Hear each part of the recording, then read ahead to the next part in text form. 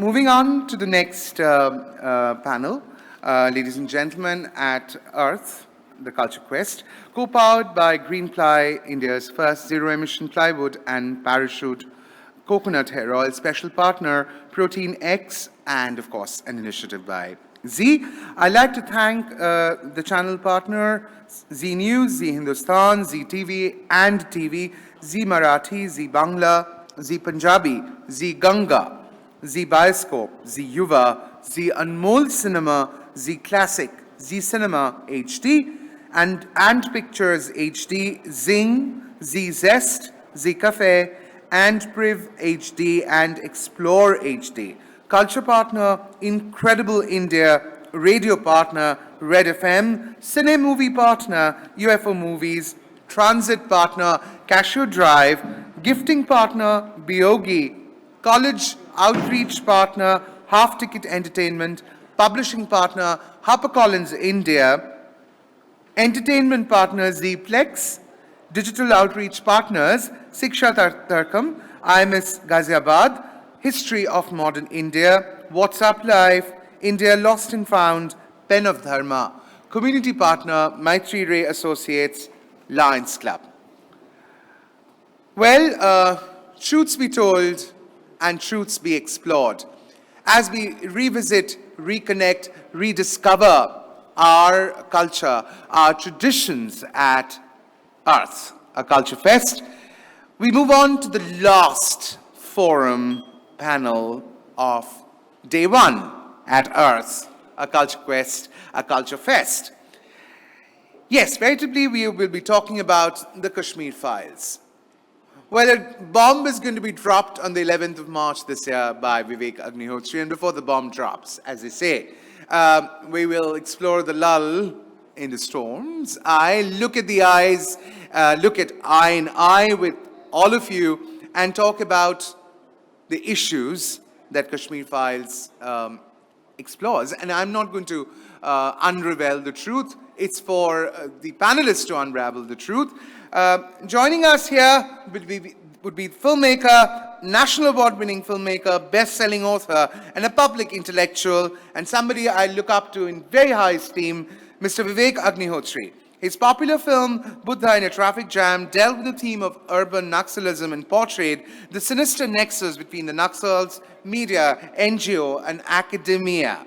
Currently, he's making a film on the ethnic cleansing of Kashmiri Pandits titled The Kashmir Files, and writing a book on Indian politics from the time period of Lal Bahadur Shastri's death till the emergency, 1966-1976 period. Ladies and gentlemen, we will be coming up with Unraveling the Truth, The Kashmir Files. The Kashmir Files, as I said, is a film by Vivek Agnihotri, and that's exactly why I introduced him in the beginning. We'll just wait for a minute or 2 minutes before we start this forum.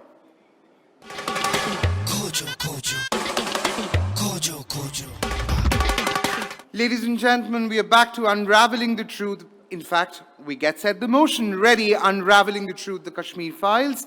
I'd introduce Vivek to you, but I want to talk about, apart from being a prolific filmmaker, Vivek is someone who's a passionate public speaker on a variety of issues, and I'm personally a fan of Vivek's work, and he's spoken on reputed platforms like TEDx, Harvard University Conclave, World Hindu Congress, among others. He's also given and delivered speeches at many top universities, including Purdue, Ohio State University, Oxford, and several IITs and IMs.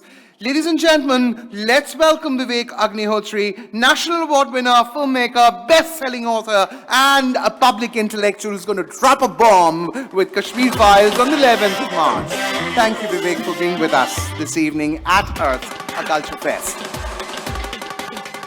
We have with us joining on the internet someone that I do not even have the audacity of speaking about, because when it comes to acting, he's possibly one of the final words for me. A gentleman who's a prolific stage actor, a film actor who has actually been entrancing audience over the past 35 years, playing a plethora of roles interesting, awarded, internationally acclaimed. Ladies and gentlemen, an actor's coach. Joining us is Anupam Kher. Thank you.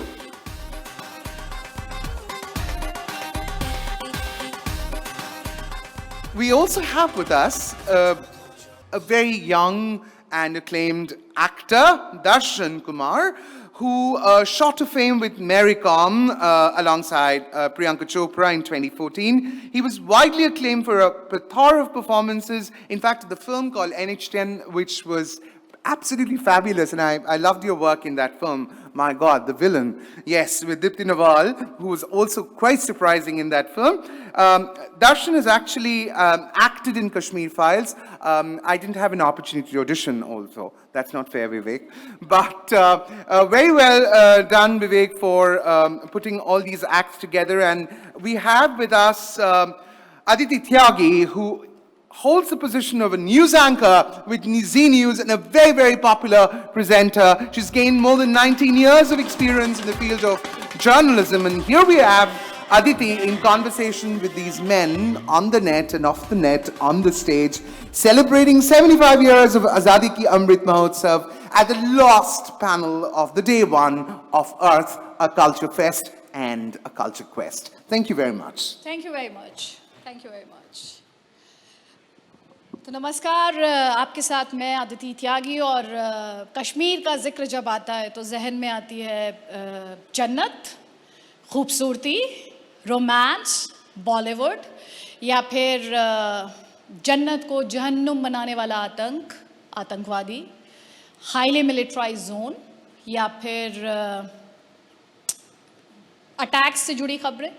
लेकिन जब हम the Kashmir files के बारे में बात करते हैं तो उसमें घाटी की कौन सी तस्वीर दिखाई गई है, बड़ा सवाल जहन में ये आता है। और यही समझने और समझाने के लिए हमारे साथ अनुपम खेर जी, who needs no introduction, Vivek Agnihotri ji, जिन्होंने इससे डायरेक्ट किया है, और दर्शन कुमार, यंग एक्टर। अनुपम जी, आपके साथ मैं इस डिस्कशन की शुरुआत करना चाहती हूँ क्योंकि पुष्कर नाथ का किरदार आप निभा रहे हैं इस मूवी में, जो कि आपके पिताजी का नाम भी है और कश्मीरी पंडित आप खुद भी हैं।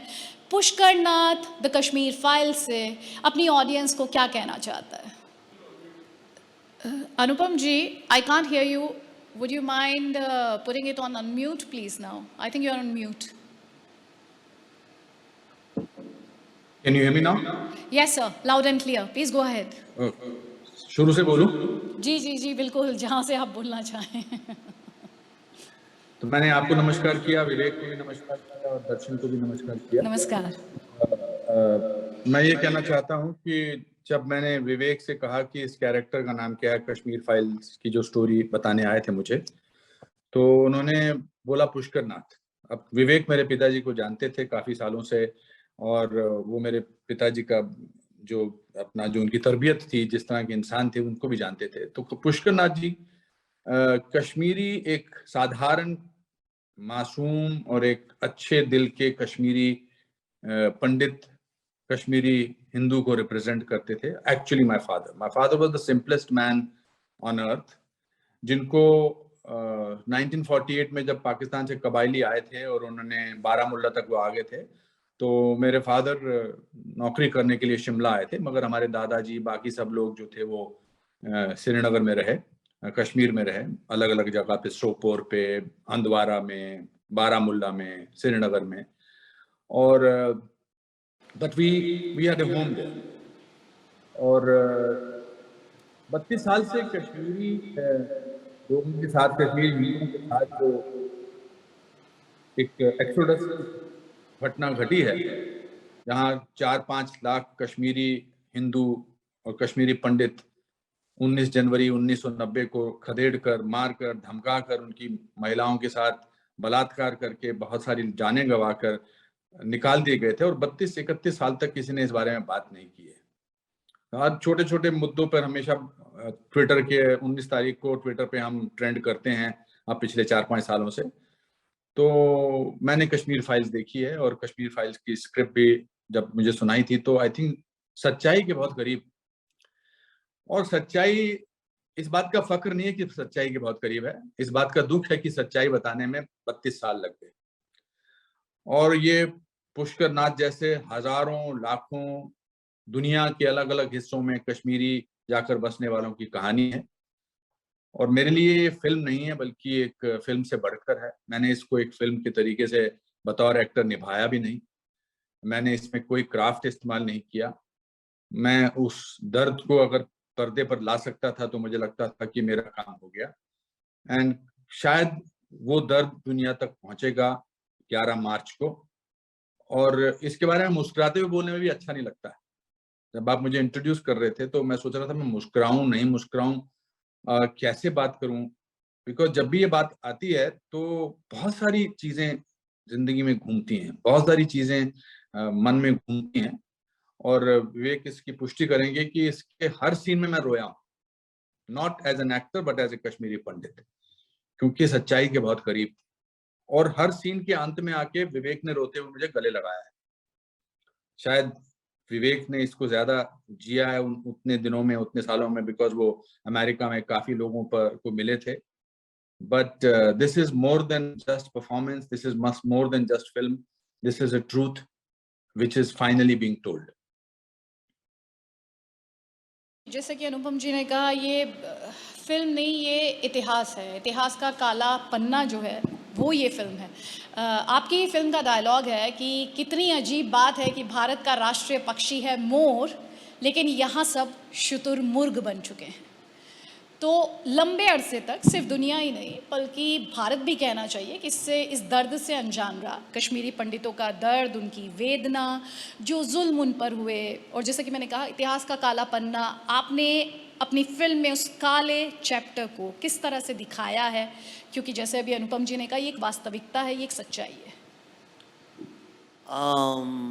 तो मैं इसके पहले जवाब दूं आपके सवाल का, मैं दो छोटी सी बातें मेरे ऑब्जर्वेशंस हैं। आपने जब खेर साहब को इंट्रोड्यूस किया था तो आपने कहा कि आपके पिताजी का नाम पुष्कर नाथ था और आप कश्मीरी पंडित हैं इसलिए ये फिल्म, ऐसा नहीं है। वो एक बहुत इंडिया के इस वक्त सर्वोच्च कलाकार हैं, इज अ ग्लोबल एक्टर और बड़ी उनकी जहाँ जाता हूँ इज्जत है। अगर वो बहुत अच्छे एक्टर नहीं होते तो नाम पुष्कर नाथ होता और कश्मीरी पंडित होते तो क्या फ़ायदा होता। तो पहले तो मैं ये क्वालिफिकेशन, मेरे दिमाग में ये आया भी नहीं कि वो कश्मीरी पंडित है इसलिए लेना चाहिए। मैंने जो कैरेक्टर सोचा था वो मुझे लगा कि उसको अनुपम खेर ही निभा सकते हैं, वो पहला थॉट था। उसके बाद फिर आगे की बात हुई। दूसरी बात जो आपने कहा कि ये शुतुरमुर्ग वाली जो बात है, ये सत्य है कि हमारा राष्ट्रीय पक्षी मोर है, पर हम शुतुरमुर्ग हैं इसलिए कि देखिए हम जाने अनजाने में ना हम लोगों के दिमाग को ऐसा प्रोग्राम कर दिया गया, वायर कर दिया गया है कि हमें लगता है ये कोई पुरानी घटना है, 30 साल पुरानी। आपने भी बोला ये इतिहास का एक पन्ना है, ये इतिहास का पन्ना नहीं है, ये वर्तमान का पन्ना है। अभी पिछले हफ्ते कुछ दिनों पहले एक स्कूल में घुस के टेररिस्ट लोगों ने आइडेंटिफाई किया और उसमें से जो नॉन इस्लामिक लोग थे, जो हिंदू टीचर थी और एक और जो थे, उनको पॉइंट ब्लैंक बच्चों के सामने गोली मार दी।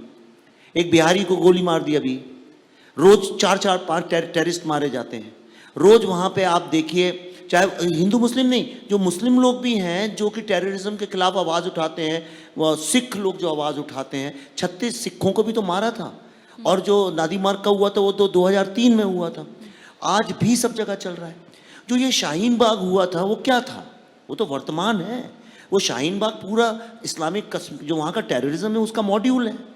ये जो अभी जिहाद और हिजाब और नकाब की बुरके की जो कंट्रोवर्सी चल रही है, it's a part of exactly same thing, carbon copy happened in Kashmir. That's how Islamic terrorism came in this thing.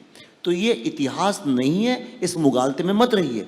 और मेरी फिल्म भी जो है वो ऐतिहासिक हिस्टोरिकल नहीं है, वो 2021 की फिल्म है। जो रोल दर्शन प्ले कर रहे हैं वो लड़का आज का स्टूडेंट है, वो आज के पर्सपेक्टिव में फिल्म है। तो आप ये मत सोचिए आप फिल्म देखने जाएंगे तो आपको कोई हिस्ट्री का एक चैप्टर दिखाया जाएगा, तो कुछ नहीं है। ये आज की मॉडर्न यूथ की फिल्म है। इसीलिए जो खेर साहब ने कहा कि मैं हर सीन के बाद रोता था, मैं जिसने फिल्म देखी है अमेरिका में, वो हर व्यक्ति खेर साहब के सीन, जो कैरेक्टर है उनका पुष्कर नाथ का, उस सीन्स के बाद रोता था। इसलिए क्योंकि ये सिर्फ कश्मीरियों की कहानी नहीं है। जब आप देखेंगे आपको अरे तो मेरे पिता की कहानी है, अरे ये तो मेरी कहानी है, ये इमोशन तो मेरा है, मेरे पिताजी का भी ये इमोशन है। ये हर भारतवासी की कहानी है और आज की कहानी है। दर्शन कुमार, आपने कृष्णा पंडित का किरदार निभाया, कितना चैलेंजिंग ये किरदार आपके लिए रहा, और ख़ास तौर पे जब आप मिथुन दा, अनुपम जी, पल्लवी जी, लिस्ट लंबी है, उस लीग में जाकर आपको ये किरदार निभाना था। एक्चुअली कृष्णा पंडित एक स्टूडेंट है और वो उसकी रुचि ज़्यादातर पॉलिटिक्स में है और बहुत ही कॉम्प्लेक्स कैरेक्टर है वो, कि उसको बहुत सारे क्वेश्चंस हैं क्योंकि उसके लाइफ में इतना कुछ बीत चुका है। वो क्वेश्चंस का आंसर चाहता है और उसको डिफरेंट तरीके से वो आंसर्स मिलते हैं जिससे वो सेटिस्फाई नहीं हो पाता और बहुत ही फ्रस्ट्रेटेड है लाइफ में। सो ये बहुत ही डिफ़िकल्ट कैरेक्टर था मेरे लिए। मुझे याद है मेरी पहली मीटिंग पल्लवी मैम के साथ, जब उन्होंने मुझे जो विवेक सर ने और पल्लवी मैम ने जो डिफरेंट कंट्रीज़ में जाकर जो रियल इंटरव्यूज़ लिए थे, जिनके साथ 1990 में जो घटना घटी और जो उनके साथ बीता, जब मैं वो वीडियोस देख रहा था मैं नम हो गया। मैं काफ़ी देर तक कुछ एक वर्ड भी नहीं बोल पाया। और जब मैं कैरेक्टर के लिए जब मैं प्रिपेयर कर रहा था तो बार बार मुझे वैसे ही वीडियोस देखने पड़ते थे क्योंकि मैं वो जो हुआ वो उसको अच्छे और तरीके से जानना चाहता था। तो हर बार मैं मुझे समझ नहीं आता था कि ऐसा सच में हुआ और हम लोगों को अभी तक पता नहीं है। वो हर बार मुझे चुभता था। और जब ये कैरेक्टर प्ले किया तो जब तक मैंने प्ले किया, जब तक हम शूट कर रहे थे, हर दिन मुझे वो एक सोते वक्त भारीपन रहता था सीने पे कि ये रियल में हुआ और हमें हम सब इससे वाकिफ नहीं थे। सो ये तो पहला रहा कि प्रिपेयर करने में बहुत ही ये टफ रहा मेरे लिए, मेंटली, फिजिकली और हर तरीके से। उसके अलावा वर्किंग विद अनुपम सर, मिथुन दा, Pallavi ma'am, it's like a dream come true moment for me, because मैं सर की इन सब की फिल्में देख कर बड़ा हुआ हूँ और उन्होंने मुझे बहुत इंस्पायर किया एज एन एक्टर। और जब शूट कर रहे थे तो एक फैमिली की तरह थे। मुझे नहीं लगता कि हमें ये भी याद है कि हमारा कोई मेकअप रूम था या कोई वैनिटी है हमारे लिए। हम एक ही जगह बैठे रहते थे, घंटों सिर्फ रिहर्सल्स करते थे, सीन्स पे बातें करते थे। तो ये मेरे लिए बहुत लर्निंग एक्सपीरियंस रहा। और ये सर का, इन सब का बड़कपन है, हमारे लिविंग लेजेंड्स का, कि मुझे इतना कंफर्ट जोन दिया कि मैं अपना बेस्ट दे पाया। तो मैं फील करता हूँ कि मैं ब्लेस्ड हूँ कि मुझे विवेक सर के साथ, मिथुन दा, अनुपम सर के साथ और पल्लवी जी और जितनी भी कास्ट थी हमारी, सबके साथ ये फिल्म करने का मौका मिला। अनुपम जी, जो दर्शन का डायलॉग है उसी के साथ इस कॉन्वर्सेशन को आगे बढ़ाएंगे। उनका डायलॉग ये है कि ये जब मासूम लड़कों को गाड़ियों से बांध कर घसीटा जाएगा, रेप चार्जेस लगाए जाएंगे, तब सताए लोग क्या करेंगे? गन्स नहीं उठाएंगे तो क्या आरती उतारेंगे? अगर, क्योंकि अभी विवेक जी ने मौजूदा हालात का जिक्र किया, तो मौजूदा हालात में ये और भी ज़्यादा रेलेवेंट लगता है, प्रासंगिक लगता है, ख़ास तौर पे हिंसा के जस्टिफिकेशन के लिए जो रीजनिंग दी जाती है। लेकिन हमने ये देखा कि पंडितों ने ऐसा कुछ नहीं किया और टू एन एक्सटेंट कह सकते हैं कि शायद इसीलिए 3 दशकों तक उनका दर्द, उनकी वेदना, उन पर जो जुल्म हुआ वो सुर्खियों में नहीं आ पाया। नहीं, सिर्फ इस वजह से नहीं आ पाया कि उनका दर्द, उनकी वेदना, या उन्होंने हथियार नहीं उठाए। ऑफ कोर्स हथियार नहीं उठाए बिकॉज वो हमारे डीएनए में नहीं है। हम पढ़ाई पे, विद्या पे बिलीव करते हैं और हम ढूंढते हैं कोई ना कोई तरीका कि जीने को आगे बढ़ाना तो है, अभी जिंदगी तो जीनी है। मगर ये एक साजिश है मेरे हिसाब से। ये केवल एक ऐसा नहीं है कि छुपा दिया गया इसको कारपेट के अंदर, ये आगे बढ़ने ही नहीं दिया। और मुझे बड़े अफसोस के साथ कहना पड़ रहा है कि सुप्रीम कोर्ट ने भी जो छोटी छोटी चीजें एक्सेप्ट कर लेती है, उन्होंने भी इसकी तहकीकात करने का एक्सेप्ट नहीं किया। सो हम सब जिम्मेदार हैं, सरकार, लोग, पत्रकार, जिन्होंने इसको, and we should all feel ashamed and guilty about it, कि इतना बड़ा स्वतंत्र भारत का सबसे बड़ा एक्सोडस, सबसे बड़ा कांड हुआ और हमने इसको छुपा के रखा या छुपा के रखने दिया। और विवेक की बात बिल्कुल सही है कि ये आज की कहानी है और ये आज तक चला आ रहा है। प्रॉब्लम क्या है कि जब भी कोई इंसान किसी बात को डिफेंड करने की कोशिश करता है या किसी बात को जोर से बोलने की कोशिश करता है, तो उसको बता दिया जाता है कि आप किसी वर्ग के खिलाफ हो, आप किसी जाति के खिलाफ हो, किसी धर्म के खिलाफ हो, आप हिंदुत्व के हो, आप हिंदूवादी हो, आप पंडित हो, आप कश्मीरी पंडित हो, ताकि वो अपनी आवाज चुप कर ले, ताकि वो घबराहट के मारे चुप हो जाए। नहीं नहीं, मैं तो ऐसा नहीं हूं, मैं तो सब में विश्वास रखता हूं, वो अलग बात है। कश्मीर में इस प्रॉब्लम में केवल हिंदू तो बहुत मात्रा में मारे गए और रेप हुआ, और सिर्फ हिंदू ही बाहर निकले गए, बट बहुत सारे मुसलमान भी मारे गए। आज भी पुलिस इंस्पेक्टर, हवलदार, जैसा कि विवेक ने बोला, कि मारे जा रहे हैं, मगर इसको छुपा के रखा गया है। और ये फिल्म जो है आपको सिर्फ ना केवल उस ट्रेजेडी से आगाह करेगी, लेकिन ये आपको कहीं ना कहीं कचोटेगी, कि जो कि रिएक्शन अमेरिका में आया भी है कि मुझे क्यों नहीं पता था अब तक ये हुआ। और दर्शन के साथ मैं एक सीन कर रहा था, और दर्शन और मेरा, उसने मुझे गले लगाना था। मैं बार बार रोने की बात इसलिए करता हूं क्योंकि हिंदी फिल्मों में कोई रोना बहुत बड़ी बात नहीं होती है, और एक्टर को सिखाया जाता है कि कैसे बिना ग्लिसरीन के रोना चाहिए, और लगता है कि रोने की एक्टिंग की तो कमाल की एक्टिंग की है। मगर now Darshan is not a Kashmiri Pandit, neither has been part of that whole thing, but उसको मेरी वेदना देखकर, मेरे ग्रैंडसन का रोल करता है वो इस फिल्म में, ही वो फपक फपक के रोने लगा, बिकॉज कहीं ना कहीं उसको अपनी त्रासदी, अपनी ट्रेजेडी किसी ना किसी एंगल से नजर आई, जो कि एक्सप्लॉयटेशन की है। As an actor he must have realise कि मैं बहुत सालों से काम ढूंढ रहा हूं, कहीं ना कहीं ऐसा होता है। तो जरूरी नहीं कि उस मुद्दे पर ही लेकर आपको आइडेंटिफिकेशन होती है। Audience will react to it for Pushkar Nath point of view. एक खास किस्म का, एक समाज में जो एक किस्म की इंटॉलरेंस दिखाई देती है, उस सब के बारे में it's a very very important film. और ये फिल्म जो है इसलिए भी देखनी चाहिए क्योंकि कभी कभी जख्म जो है ना, उनको खुले रखना बहुत जरूरी है, ताकि लोगों को नजर आए। आप नहीं तो छुपा के रखते हैं, आपको हड्डी टूट जाती है तो आप अंदर छुपा के रखते हैं, but it's very important to show the wounds to the people so that they feel guilty about it, and it's important for people to feel guilty. की बात कर रहे हैं, आपने बहुत विविडली डिस्क्राइब किया सब कुछ, क्योंकि मौजूदा हालात का जिक्र अभी विवेक जी ने भी किया और आप भी कर रहे हैं अनुपम जी। इतना बड़ा ह्यूमैनिटी का क्राइसिस हुआ, 4 से 5 लाख कश्मीरी पंडितों को उनके घर से निकाल दिया गया, लेकिन तब संविधान खतरे में नहीं आया, तब इस देश में लोकतंत्र भी खतरे में नहीं आया। आज हिजाब पर लोकतंत्र खतरे में आ जाता है। ये डबल स्टैंडर्ड्स हैं, या फिर ये वही साजिश आपको लगती है जिसका जिक्र अभी आपने कुछ सेकंड्स पहले किया? लोगों के डबल स्टैंडर्ड्स बढ़ते चले जा रहे हैं, बढ़ते चले जा रहे हैं। उनका खोखलापन अभी और सामने नजर आने लगा है। ये चुप हो जाते हैं जब इस तरह की कोई बात आती है, वरना ये झंडे लेकर खड़े हो जाते हैं हर किस्म के साथ, हर किसी के सामने।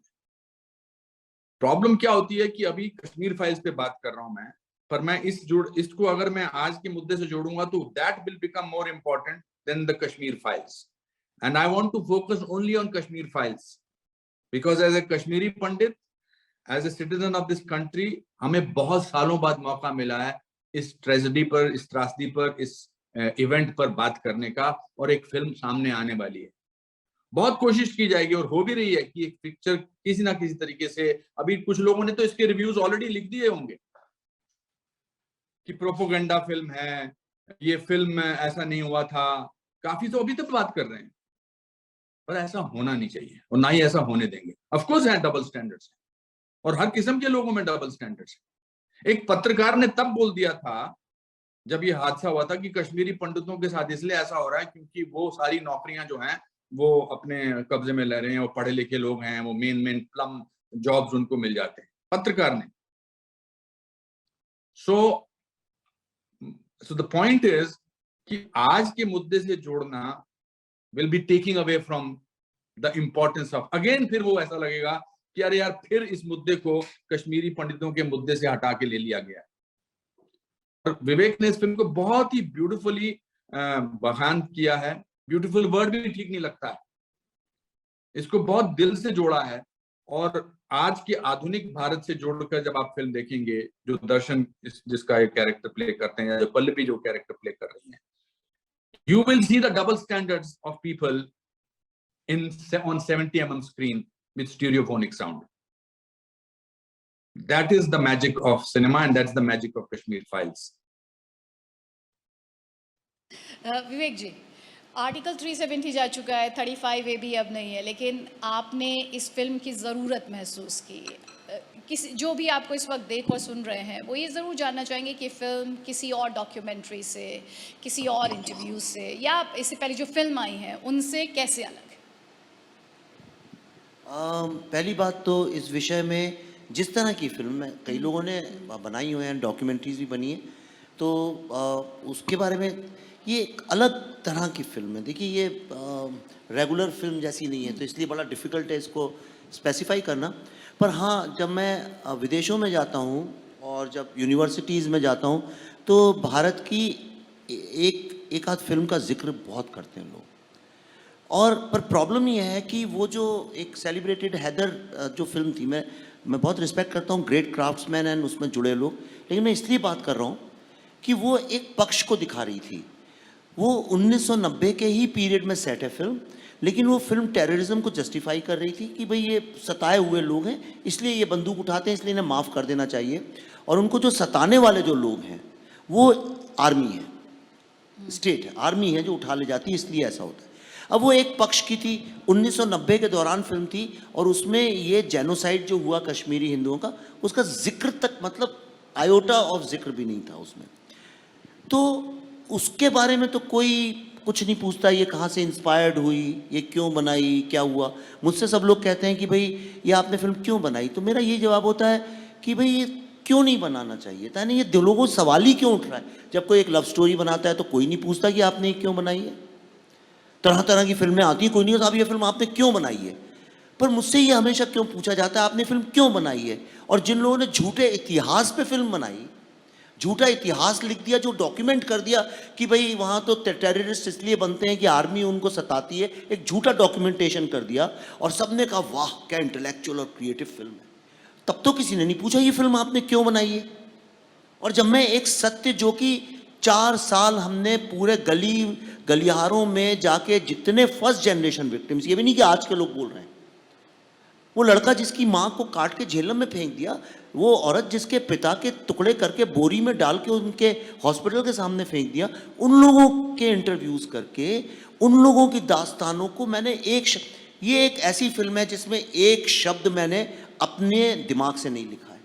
एक शब्द अगर इसमें कोई बता दे ये फिल्म विवेक अग्निहोत्री का है तो मैं चैलेंज, सब ये वहाँ से आया है जो इसके विक्टिम्स हैं, एक ऑनेस्ट लेवल पे।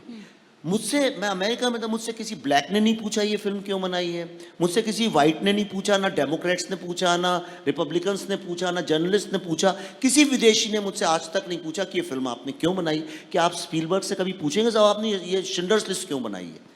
पर हिंदुस्तान में मैं जहाँ भी जाता हूँ, जो भी जर्नलिस्ट मुझसे बात करता है, आम जनता जनार्दन का आदमी बात करता है कि साहब आपने ये क्यों बनाया है, उसका रीज़न मैं आपको बताता हूँ आदित्य जी। हम लोगों के दिमाग को जैसे धीरे धीरे वहाँ राजस्थान में छोटा छोटा अफीम कर करके आदमी को इतना सुस्त कर देते हैं कि उसको पता ही नहीं चलता उसे दर्द हो रहा है कि सुख। इसी तरह हम लोगों ने एक तरह का दिमागों को लोगों के ऐसे बना दिया है जैसे ये इसमें तो फिल्म बननी ही नहीं चाहिए। और मैंने बनाई तो लोग कहते हैं अरे आपने तो बड़ा हिम्मत दिखाई, करेज दिखाई। नहीं, मैंने कोई करेज नहीं दिखाई है। इस पर फिल्में बननी चाहिए। अमूमन इस देश में ऐसी एक नहीं 50 फिल्में बननी चाहिए, हर हादसे पे बननी चाहिए, 1984 के मैसेकर पे बननी चाहिए। सवाल ये है कि हम लोगों ने सच्ची फिल्में दिखाना बंद कर दिया। जैसा खेर साहब ने कहा था, एक डबल स्टैंडर्ड, एक एजेंडा ड्रिवन पे ही फिल्म बनाते हैं और हम उसकी बड़ी तारीफ करते हैं। एक नैरेटिव को कंट्रोल कर लिया है हम लोगों ने।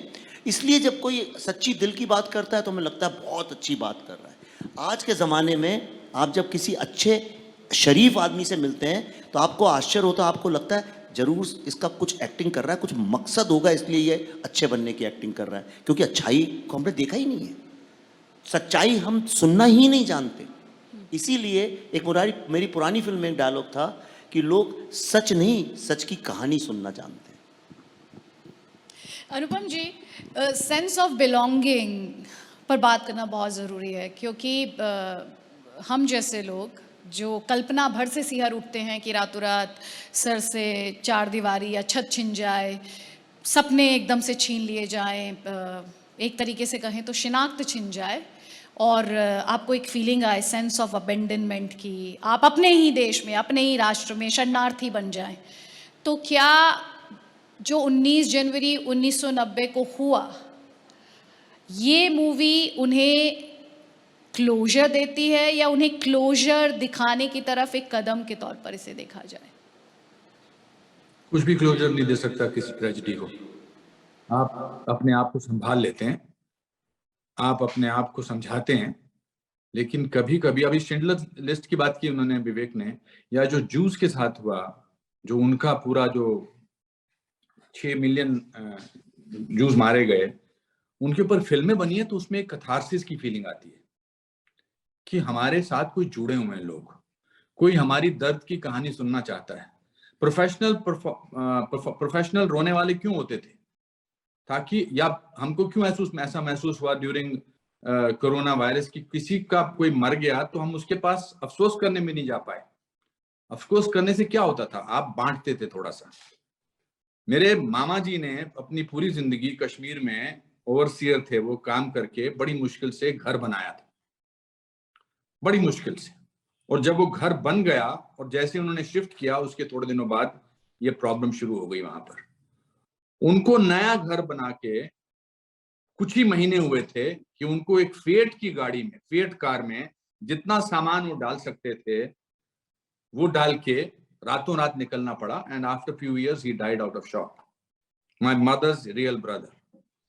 क्योंकि जब आपको घर से निकाला जाता, आपको ईंटों के, सीमेंट के, लकड़ी के घर से नहीं निकाला जाता, आपको यादों से निकाला जाता है, वहां की आबो हवा से निकाला जाता है, एक खास खुशबू से निकाला जाता है।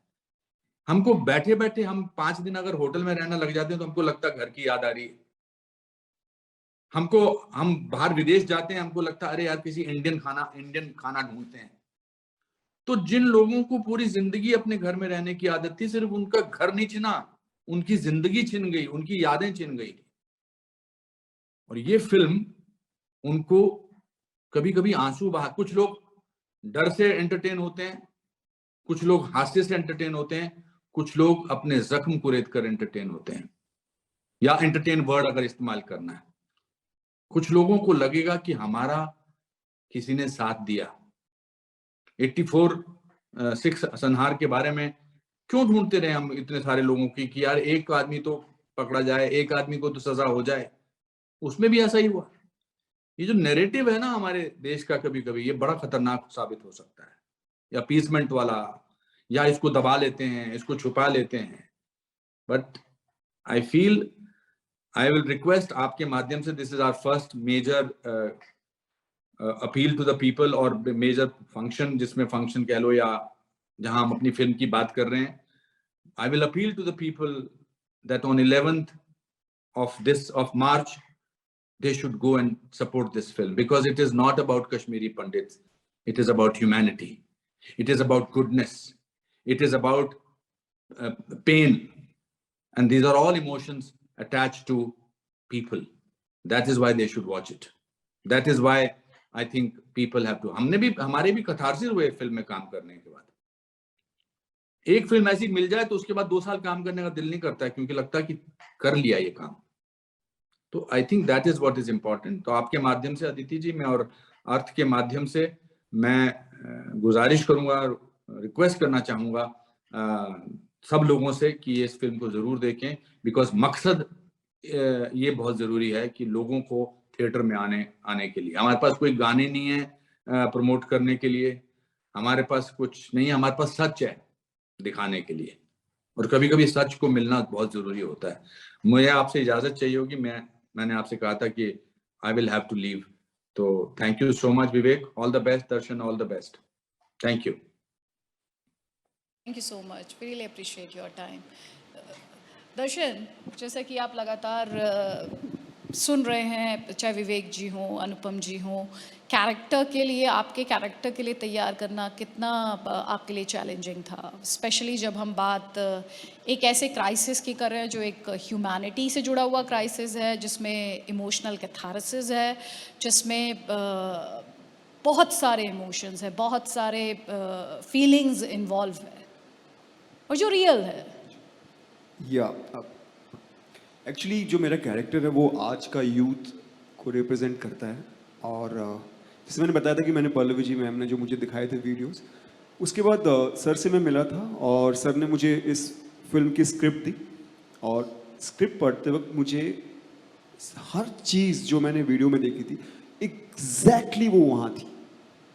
तो आधा काम सर ने कर दिया था, क्योंकि इन्होंने इतना खूबसूरती से उसको अपने डायलॉग्स में और स्क्रीन प्ले में प्रेजेंट किया है कि आपको कहीं बाहर का कुछ लगेगा ही नहीं कि आपने सर ने कुछ ऐड किया है, क्योंकि वो जो वो बोल रहे थे वही डायलॉग्स में था। तो वो आधा मुझे एज एन एक्टर बहुत हेल्प किया उस चीज़ ने, क्योंकि मैं सुन चुका था उनके मुंह से। और उसके अलावा जब मैंने जब अपने कैरेक्टर पे काम करना स्टार्ट किया, तो मुझे जो आज का यूथ है जो हर तरफ से कुछ ना कुछ सुनता है, कभी मीडिया से, कभी अगल बगल के लोगों से, तो मीडिया पे भी बिलीव करता है, फिर अपने टीचर्स पे भी बिलीव करता है, अपने माँ बाप पे भी बिलीव करता है, लेकिन कंफ्यूज रहता है कि सच्चाई क्या है। और वो सच्चाई कभी सोचता है कि ये गलत है या मैं सही हूँ, तो उस कंफ्यूजन में है। तो इसके बहुत सारे लेयर्स हैं इस कैरेक्टर्स के अंदर। तो उसको डेवलप करने के लिए जैसे कि मैंने बहुत सारे वीडियोस देखे और जो बहुत पेनफुल थे, क्योंकि मैंने वीडियोस देखे जो लोग कह रहे थे कि ओपनली मैंने इतने लोगों को मारा और वो खुले घूम रहे। So it was so painful और फिर मैं फिर से नम हो रहा हूं, सॉरी, कि ये सब देखने के बाद लगता है कि यार कैसे, मतलब हम इन सबको इग्नोर कर सकते हैं। ये टेररिज्म है, इसके खिलाफ हम सबको खड़ा होना होगा।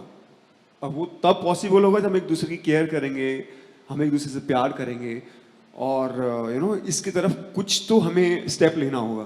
तो वो असमंजस को पोर्ट्रे करना बहुत टफ था। बट या जब मैं प्ले कर रहा था, मुझे सर का बहुत सपोर्ट मिला। हम जैसे मैं बताया, लिविंग लेजेंड्स हमारे जितने भी थे, मैं कमाल के कलाकारों के साथ काम कर रहा था, वो सब मिला। तो या ये जर्नी बहुत ही कमाल की रही और मैं अपना बेस्ट दे पाया। विवेक जी, इस फिल्म में एक डायलॉग है कि जाएंगे कश्मीर तो सिर्फ अपने घर।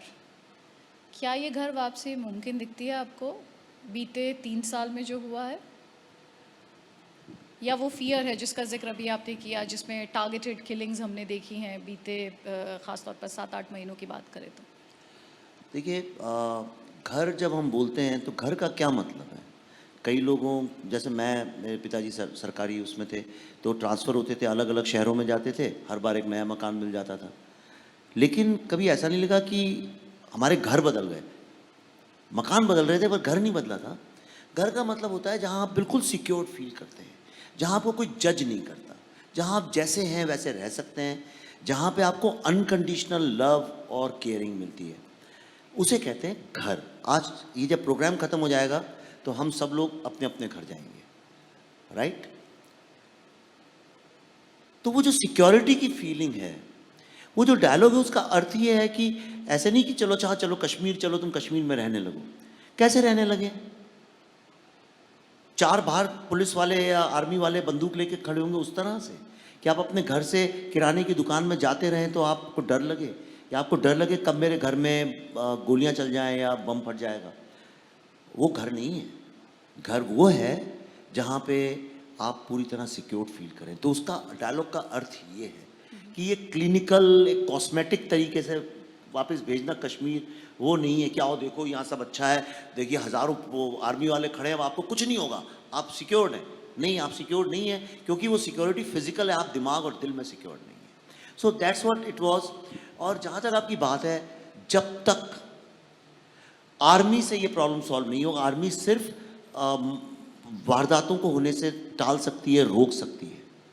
ये तब होगा जब सारी दुनिया, इस दुनिया में जितने अच्छे लोग हैं जो ह्यूमैनिटी में बिलीव करते हैं, जो लोग कंपैशन और एम्पैथी में बिलीव करते हैं और जिनका जो एंटी वायलेंस है, जब तक वो लोग खड़े होके जो ये शैतानी ताकतें हैं उनके खिलाफ खड़े नहीं होंगे, तब तक घर जाना संभव नहीं है। इस टेररिज्म को पूरी तरह से खत्म करने का एक ही तरीका है कि सिर्फ एक नहीं, कम से कम 130 करोड़ विवेक अग्निहोत्री इस देश में खड़े हो जाएं और उनका विरोध करें। क्या आप इसमें मेजॉरिटी को साइलेंट मानते हैं, जो अभी तक उतनी वोकल नहीं है, जो नैरेटिव्स के वॉर है वो सिर्फ देखती है, वो जानती है सही क्या है और गलत क्या है, लेकिन एक चुप्पी उसके एंड पे होती है और आप चाहते हैं कि उसको वोकल होना होगा, देन इट विल चेंज? हाँ, देखिए, आर्ट का जो मकसद है वो बेसिकली, चाहे आप कुछ भी बोलें, इंडिया में पता नहीं किसी ने वो डायलॉग डाल दिया तो सब लोग हाँ एंटरटेनमेंट के नाम पे कुछ भी चलता है, ऐसा नहीं है। तो एंटरटेनमेंट तो देखिए, जो बंदर मदारी जो बंदर को करता है वो भी एंटरटेनमेंट ही है एक तरह से, वो भी सर्कस ही है, सर्कस भी तो एंटरटेनमेंट ही है, लेकिन हम उसको आर्ट नहीं मानते। पर हम जो करते हैं, हम जो जब फिल्म बनाते हैं वो आर्ट है, उसमें क्राफ्ट इन्वॉल्व है, एक्टिंग इन्वॉल्व है, एक सेंसिबिलिटी इन्वॉल्व है। और आर्ट का मकसद है लोगों को जागरूक करना, हंसाते हुए, रुलाते हुए, किसी भी तरह से एक उनको एक दिशा दिखाना, वो उसका मकसद है।